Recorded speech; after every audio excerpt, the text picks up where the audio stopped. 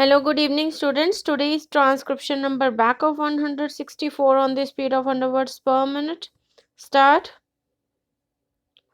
You will remember, madam, and the house will remember that when we negotiated for certain oil to be imported from the Soviet Union, these foreign concerns, American and British, had the temerity to say that they would not be refining crude oil if it was imported from socialist countries and not from their own sources.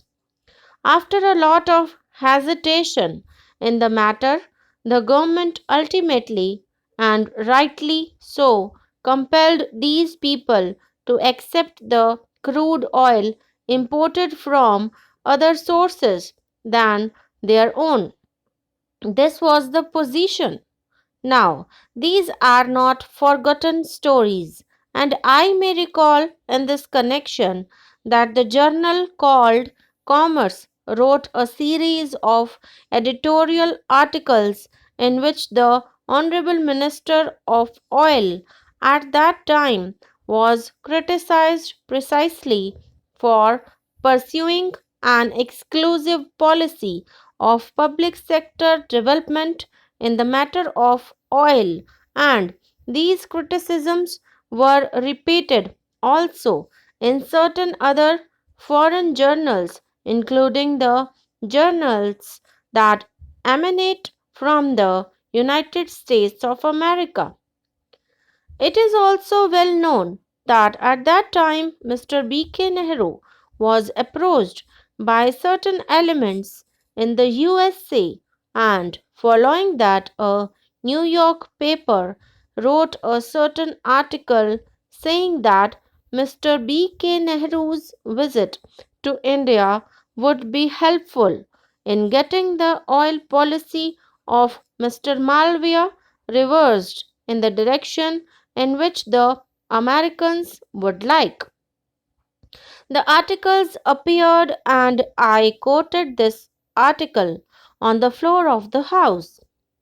If you would read also other economic journals, you would find that a great debate continued for months and months with regard to what should be the oil policy of the government, and in that debate, up to the time I am referring to, the government clearly asserted that oil should be developed exclusively in the public sector in all its stages, especially in refining and exploration.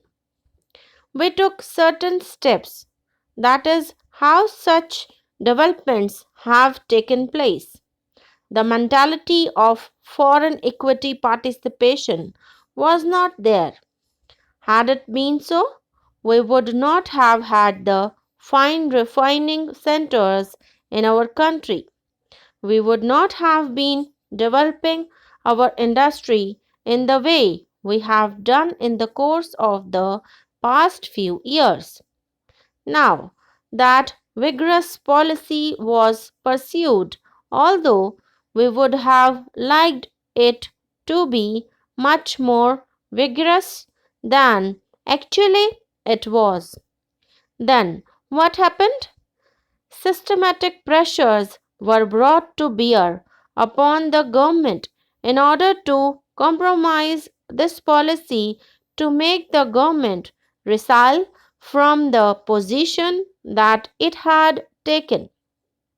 In that connection, you will remember, sir, that the Sahani Committee made a report with regard to the operations of the foreign oil concerns.